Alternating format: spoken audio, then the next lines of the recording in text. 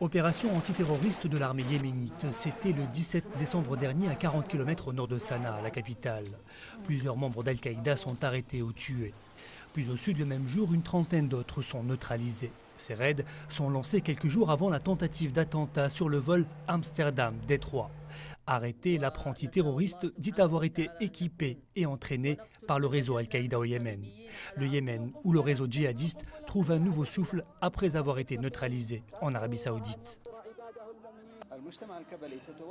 Le Yémen est une société tribale. On y trouve tous les ingrédients nécessaires au développement d'Al-Qaïda.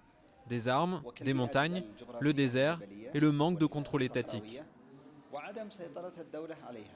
Le Yémen est le pays malade de la péninsule arabique. L'État a du mal à asseoir son autorité dans certaines régions tribales. Sanaa doit aussi faire face à la sécession du Sud et depuis 2004 à une rébellion chiite au nord. Al-Qaïda s'est engouffré dans la brèche et profite de l'affaiblissement du président Saleh.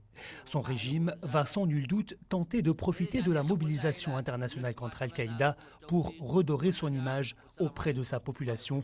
Une population exténuée par des années de violence.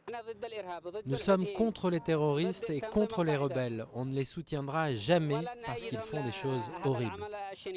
Le Yémen est désormais sous pression occidentale pour sévir contre Al-Qaïda. Ce mercredi, les autorités ont annoncé l'arrestation de 6 membres de ce réseau, dont un de ses chefs présumés. Le monde entier a les yeux rivés sur le pays le plus pauvre de la péninsule arabique. La secrétaire d'État américaine Hillary Clinton avait estimé que l'instabilité au Yémen menaçait la stabilité mondiale.